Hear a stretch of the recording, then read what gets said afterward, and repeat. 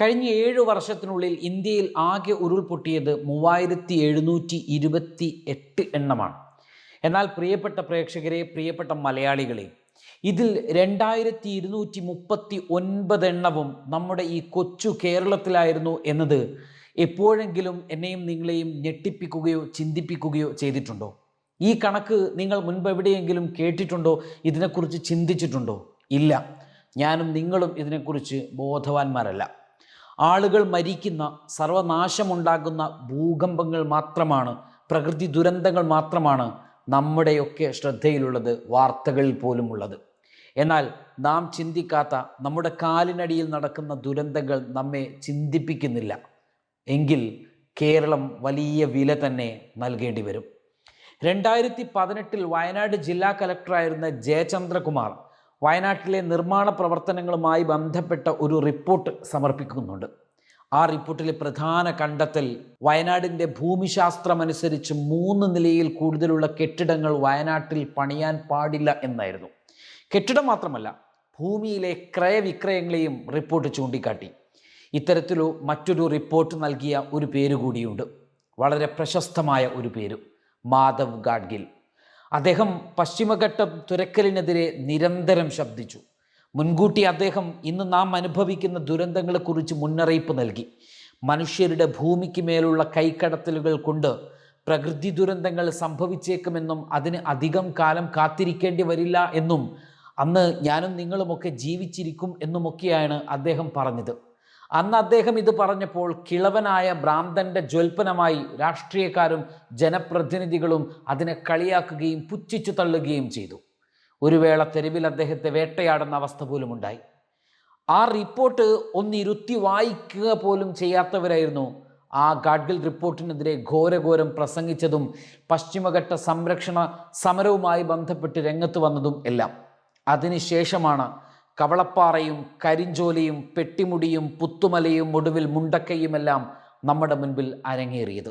ഒരു ദുരന്തം നടക്കും, കുറേ പാവങ്ങൾ മരണപ്പെടും, അവർക്ക് വീടുകളും കൃഷിസ്ഥലങ്ങളും ജീവിതകാലം മുഴുവൻ അവർ സമ്പാദിച്ചവയും ഉൾപ്പെടെ അവർക്ക് വേണ്ടപ്പെട്ടതും പ്രിയപ്പെട്ടതുമെല്ലാം അവർക്ക് നഷ്ടമാകും.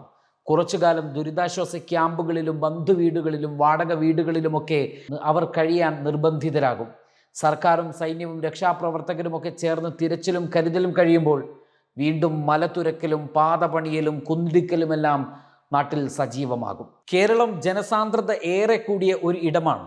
വയനാട് കാർഷികമായ ആവശ്യങ്ങൾക്ക് ഉതകുന്ന മണ്ണ് നൽകുന്ന ഒരു ഇടമാണ്. നമ്മുടെ ഭൂവിനിയോഗത്തെ കാർഷികം, വ്യവസായം, വാണിജ്യം തുടങ്ങിയവയ്ക്ക് അനുയോജ്യമായി തരം തിരിക്കേണ്ടിയിരിക്കുന്നു. എന്നാൽ വ്യവസായത്തിന് പറ്റിയ മണ്ണിൽ കൃഷി ഇറക്കാൻ നോക്കിയാൽ എന്താണോ സംഭവിക്കുക, അതുപോലെ ആയിരിക്കില്ല പ്രകൃതിക്കനുയോജ്യമായ, കൃഷിക്കനുയോജ്യമായ മണ്ണിൽ വ്യവസായവും ടൂറിസവും ഒക്കെ നടപ്പിലാക്കിയാൽ സംഭവിക്കുക. അതിനുദാഹരണമാണ് വയനാട്ടിൽ നടന്ന ഭൂദുരന്തങ്ങൾ. വയനാടിന് താങ്ങുന്നതിന് ഒരു പരിധിയുണ്ട്. വയനാടിൻ്റെ ദുരനുഭവങ്ങൾ തുടങ്ങുന്നത് ടൂറിസം കടന്നുകയറ്റം മുതലാണ്. പ്രകൃതിയെ ചൂഷണം ചെയ്തുള്ള നിർമ്മാണങ്ങൾ മൂലമാണ്. സർവവും വെട്ടിത്തെളിയിച്ചും കുന്നിടിച്ചും നടത്തുന്ന പ്രവണതകൾ മൂലമാണ് അടിക്കടി വയനാട്ടിലും വനപ്രദേശങ്ങളോട് ചേർന്ന് നിൽക്കുന്ന സ്ഥലങ്ങളിലുമൊക്കെ തുടരെ തുടരെ തുടരെ തുടരെ അപകടങ്ങൾ സംഭവിക്കുന്നത്. ഈ ഉദാഹരണം മുമ്പിൽ നിൽക്കെ തന്നെയാണ് സംസ്ഥാന സർക്കാർ ആത്മഹത്യാപരമായ ഒരു പദ്ധതി നടപ്പിലാക്കാൻ ഒരുങ്ങുന്നത്. സംസ്ഥാന സർക്കാർ അഭിമാന പദ്ധതിയായി ഉയർത്തിക്കാട്ടുന്ന കള്ളാടി മേപ്പാടി ആനക്കാമ്പുയിൽ തുരങ്കപാത എന്തുമാത്രം അപകടമാകും മേഖലയിൽ ഉണ്ടാക്കുക എന്ന് ചിന്തിക്കാൻ പോലും കഴിയാത്ത ഒന്നാണ്.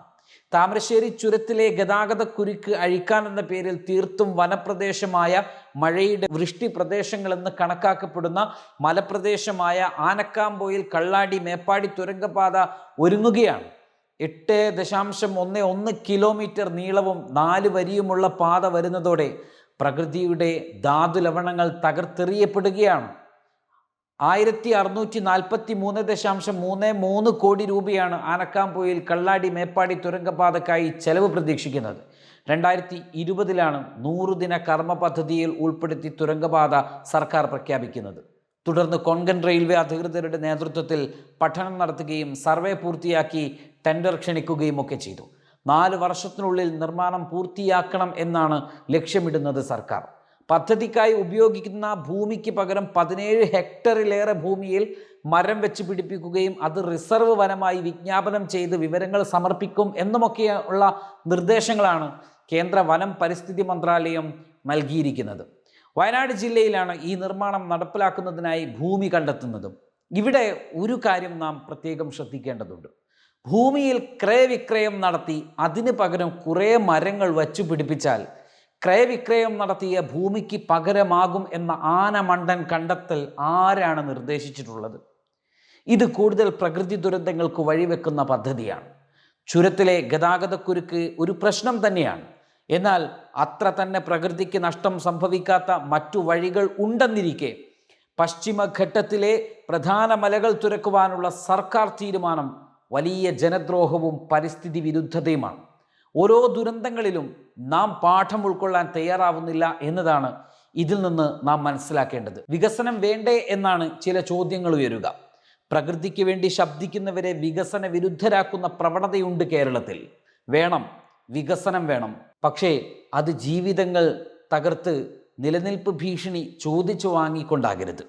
ഓരോ ഭൂപ്രദേശത്തിനും ഇണങ്ങിയ വികസന പ്രവർത്തനങ്ങളായിരിക്കണം നാം മുന്നോട്ട് വെക്കേണ്ടത്. കാരണം ഇനിയൊരു ദുരന്തം കൂടി താങ്ങുവാനുള്ള ശേഷി നമ്മുടെ ഈ കൊച്ചു കേരളത്തിനില്ല.